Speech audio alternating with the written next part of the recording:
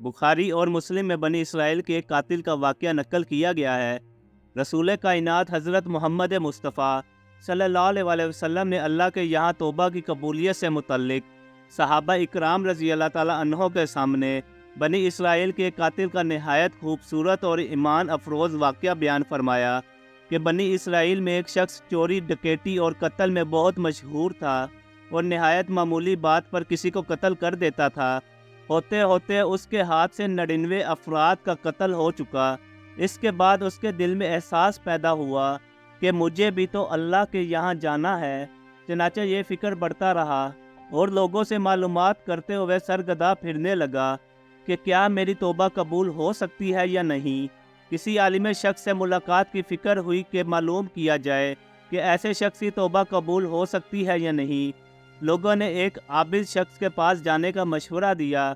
उस शख्स ने उसके पास जाकर मसला मालूम किया कि क्या मेरी तौबा कबूल हो सकती है या नहीं और क्या मेरी मगफिरत हो सकती है, जबकि मैंने 99 इंसानों की जान मार दी है। तो इस आबिद को मसला मालूम नहीं था, तो उसने अपनी अक्ल से क़यास आराई की कि जो आदमी 99 इंसानों की जान मार सकता है उसकी मगफिरत कहाँ से होगी। चनाचा उसने कह दिया कि तेरी तौबा कबूल नहीं होगी। तो उस शख्स ने गुस्सा और जलाल में आकर उसको भी कत्ल करके 100 आदमी पूरे कर दिए कि जब मेरी तौबा कबूल नहीं होती है तो लाओ तुझे भी ख़त्म करके 100 पूरे कर देता हूँ। चनाचा उसने 100 पूरे कर दिए, मगर उसके दिल में तरदोर बाकी रहा कि मेरी मगफिरत की कोई शक्ल ज़रूर होगी। इसलिए उसने लोगों से फिर मालूमात का सिलसिला जारी कर दिया कि रोए ज़मीन में सबसे बड़ा आलिम कौन है, उससे जा कर के मालूम करूँगा, वही सही मसला बता सकता है। आखिर लोगों ने उसको बतलाया कि फ़लान जगह एक आलिम रहता है, उससे जाके मालूम करो। चनाचाए उसने उस आलिम साहब के पास जाकर अपनी ज़िंदगी की कारगुजारी सुनाई और 100 आदमियों को किस तरह से कत्ल किया सारा कारनामा सुनाकर मालूम किया कि अब बतलाइए कि मेरी तौबा कबूल हो सकती है या नहीं। क्या अल्लाह के यहाँ मुझ जैसे गुनाहगार के लिए भी मगफिरत का कोई खाना है? तो उस आलिम साहब को चूँकि इल्म था तो उसने बतलाया कि तेरे गुनाह माफ़ करने में अल्लाह के यहाँ क्या रुकावट है। अल्लाह की रहमत का समुंदर तुझ जैसे गुनाहगारों के गुनाहों से बहुत बड़ा और वसी है। चनाचा इस आलिम साहब ने मशवरा दिया कि तुम फलान जगह सफ़र करके जाओ, वहाँ कुछ अल्लाह के बंदे रहते हैं, उनका मशगला सिर्फ़ अल्लाह की इबादत करना है। उनके साथ मिलकर अल्लाह की इबादत करो और नादम होकर अपने गुनाहों की माफ़ी मांगो। इंशाअल्लाह तुम्हारी मगफिरत हो जाएगी। जब इस शख्स ने आधा रास्ता तय कर लिया तो मुल्कुल मौत आ गए और उसकी मौत हो गई। अब उसकी रूह ले जाने का मसला खड़ा हुआ। आसमानों से रहमत के फरिश्ते भी आए और अजाब के फरिश्ते भी। रहमत के फरिश्ते कहने लगे कि इसकी रूह ले जाने का हक हमको है, इसलिए कि यह सच्चे दिल से ताइब होकर इबादत के लिए जा रहा है।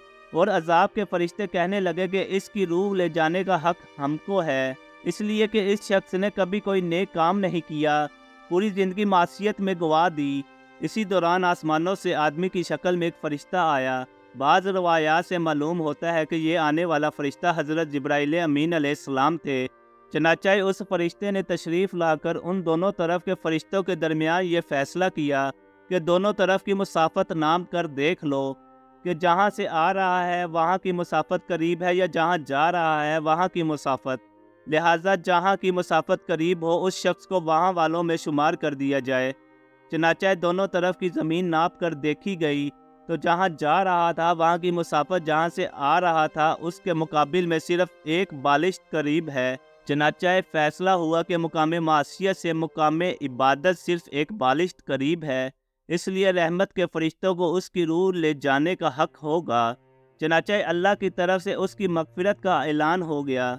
एक रवायत में आता है कि कतादा रज़ी अल्लाह ताला अन्हो फरमाते हैं, हसन ने फरमाया कि हमसे ये जिक्र किया गया है कि उस शख्स के पास जब मुल्कुल मौत आया तो वो शख्स सीने के बल उस सरजमीन की तरफ घसीटता चला गया।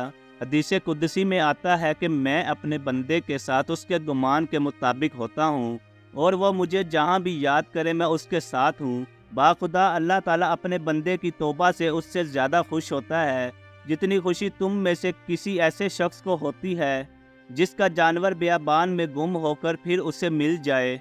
اور جو شخص ایک بالشت میری طرف آتا ہے میں ایک ہاتھ اس کے قریب ہو جاتا ہوں، اور جو شخص ایک ہاتھ میرے قریب آتا ہے میں اس کے دونوں ہاتھوں کے درمیان کی مسافت قریب آ جاتا ہوں، اور جب وہ میری طرف چل کر آتا ہے تو میں اس کی طرف دوڑ کر آتا ہوں۔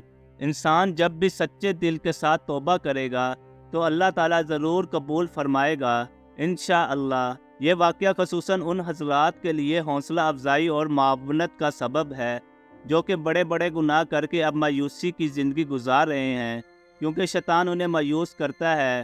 بہرحال گناہ گاروں کو شیطان کی باتوں میں آ کر مایوس نہیں ہونا چاہیے، بلکہ اللہ کی رحمت سے اچھی امید رکھ کر سچی توبہ کے ذریعے اپنے آپ کو پاک و صاف کر لینا چاہیے۔